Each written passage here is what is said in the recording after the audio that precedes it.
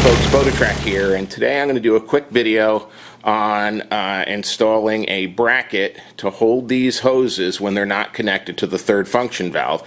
If you saw the installation video of the third function valve, I said at the end of it that I was going to do another video on how to plumb in the tilt cylinder for the rear remotes into the third function valve. So when you do that, these lines have to be disconnected, and instead of letting them flop around and chafe the hoses or wear the paint off or something along those lines, I'm going to build a bracket that they'll snap into, and I'm going to do it using an old coupler that I have, a 1/2-inch coupler that's defective, it leaks, so I'm going to use that and buy a male end of the coupler to also put on the bracket so that it'll hold those in place. So stay tuned, we're going to get started on this in just a second, and we'll do it step by step. Alright, so this is the idea that I thought I was going to go with. I have some 1/2-inch black iron and galvanized fittings with a 1/2-inch flange. I figure I screw them together and then tack weld them and paint it up, and it should look pretty good. So this is the idea I came up with. Maybe you could do it with some iron stock and probably do something there too, but this is just the idea that I had. So let's get started on it and see what it looks like when it's over.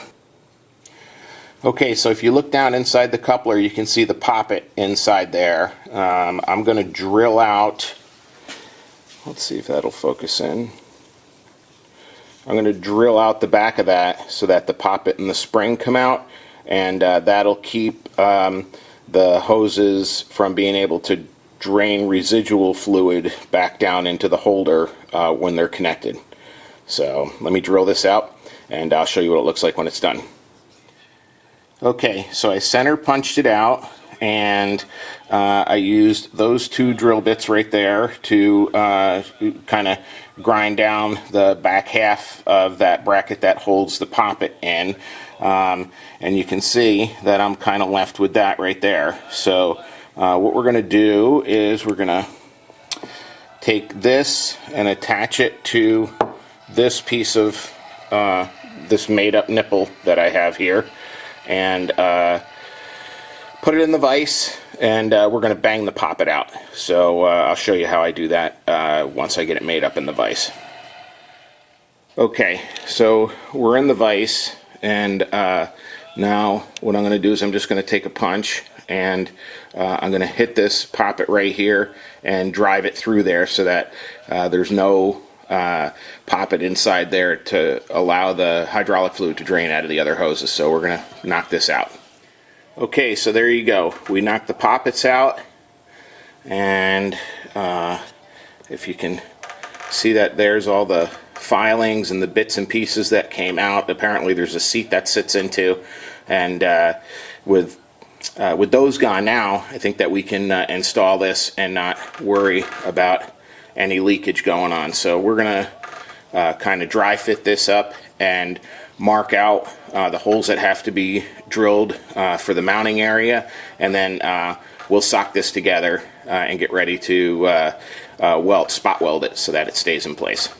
So that's pretty much how it's going to go. I'll get a Sharpie out and mark out where the flange goes and mark the holes, and then get the holes drilled. So be right back.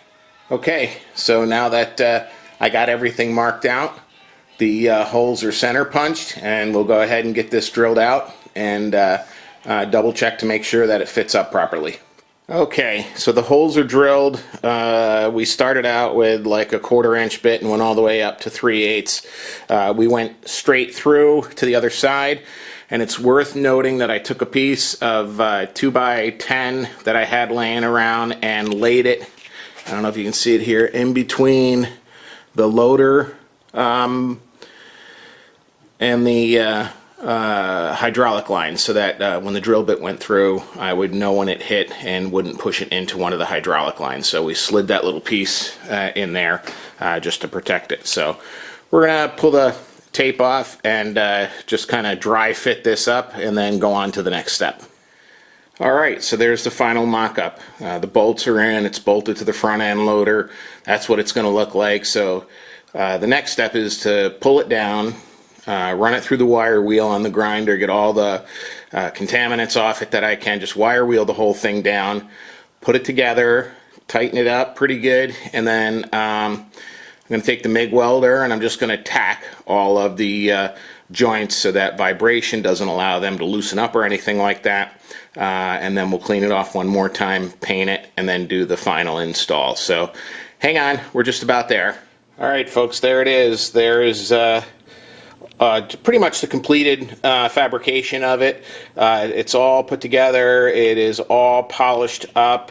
If I flip it over, then you can see the welds where I just spot welded everything to keep it from moving because of vibration or anything else. I wound everything in there pretty good and you know, tightened it up, and then went ahead and threw a little weld on it. So after that, I ran it through the wire wheel and got everything nice and clean. I'm going to wipe it down with some acetone to get any remaining grease or oils off it, and then we're going to mask the couplers off because I don't want to take them back off, and we're going to spray it. So I guess I'll be back with the finished product just before I bolt it on. So we'll see you in a few.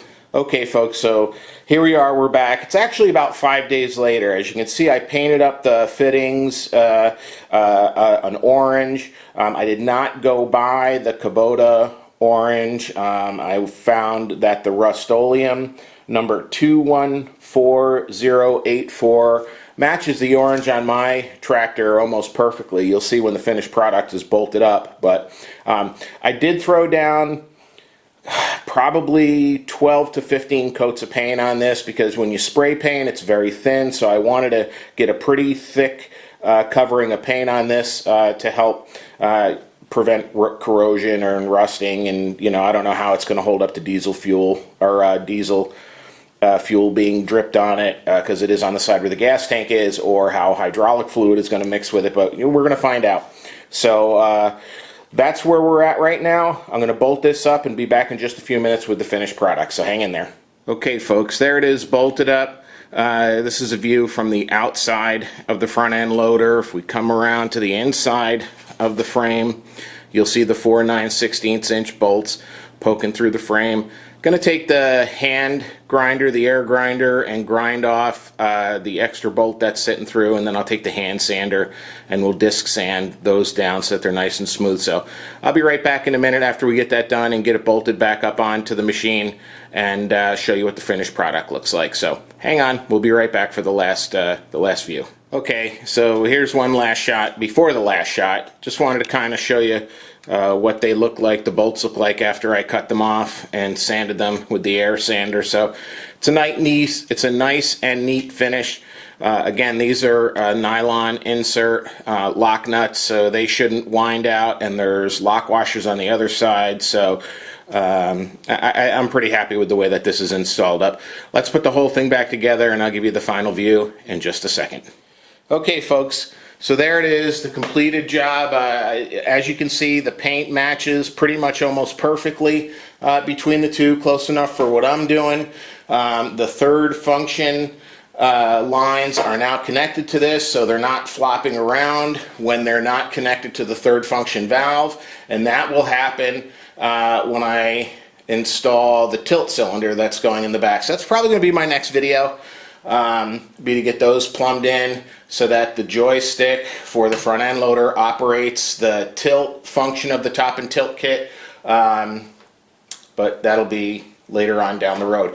Right now I have a place to put these lines so they don't wag around when they're not connected, and vice versa. When the third function lines are connected to the valve, then the lines that feed the tilt cylinder will be able to connect here, and they won't flop around, maybe getting caught up in the arm of the front end loader or banging into the body, denting up anything. I just think it's a neater, cleaner install. So please leave any questions or comments you have down below, and as always, I appreciate you guys watching. Good luck and Godspeed.